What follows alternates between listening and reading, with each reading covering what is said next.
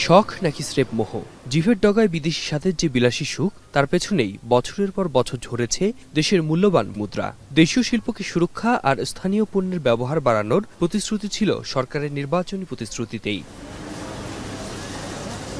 2026-27 অর্থ বছরের বাজেটে বাড়ানো হয়েছে শৌখিন আমদানি পণ্যের কর। বিদেশি চকলেট, কাজু বাদাম, মধু, প্রসাধনী ও ক্রোকারিজে বসেছে বাড়তি শুল্ক। নোভা এলইডি টিভি, ঝকঝকে ছবি, নিখুঁত শব্দ, 5 বছরের ওয়ারেন্টি। নোভা মানি সঠিক মান, নিশ্চিত সেবা। কোথাও কোথাও কর বেড়েছে 25% পর্যন্ত, ফলে বাড়বে এসব পণ্যের দাম।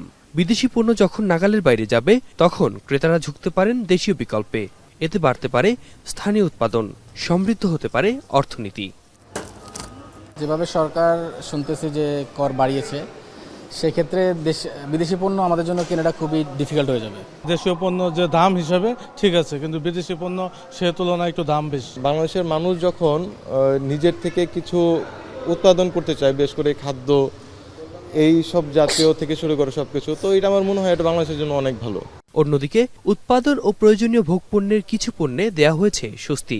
শিশু খাদ্যের কাঁচামাল, খেজুর ও কয়েক ধরনের মশলার আমদানিতে কমানো হয়েছে কর। আবার দেখলাম যে পরশুদিন বোধহয় দুধের। অর্থনীতিবিদরা বলছেন, সঠিক বাস্তবায়ন হলে বাড়বে রাজস্ব আয়। তবে নজর রাখতে হবে বিদেশি পণ্যের কর বৃদ্ধির সুযোগে দেশীয় পণ্যের বাজারের দাম বাড়ানো ঠেকাতেও। এই উদ্যোগটা এই দেশীয় শিল্প সংরক্ষণের ক্ষেত্রে একটা ভূমিকা রাখবে। পাশাপাশি দেশীয় যে কোকারিজগুলো একটু প্রাইস কিন্তু বাড়তে পারে, কারণ হচ্ছে তখন তো ডিমান্ড বাড়বে বেশি, যেহেতু বিদেশি পণ্যের দাম বাড়বে, সেখান থেকে কিন্তু মানুষজন দেশি পণ্যের দিকে তাদের নজর থাকবে এবং সেখানে কিছুটা হলো ডিমান্ড বাড়বে। সেখানে প্রাইস বাড়ার এটা কন্ট্রোলে রাখা উচিত, যে প্রাইস যদি না বাড়ে। শখের পণ্যে করের এই চাপ একদিকে যেমন ডলার সাশ্রয় করবে, অন্যদিকে সুযোগ তৈরি করবে দেশীয় শিল্পের। এখন দেখার বিষয়, বাজেটের এই সিদ্ধান্ত কতটা বদলে দেয় বাজারের চিত্র।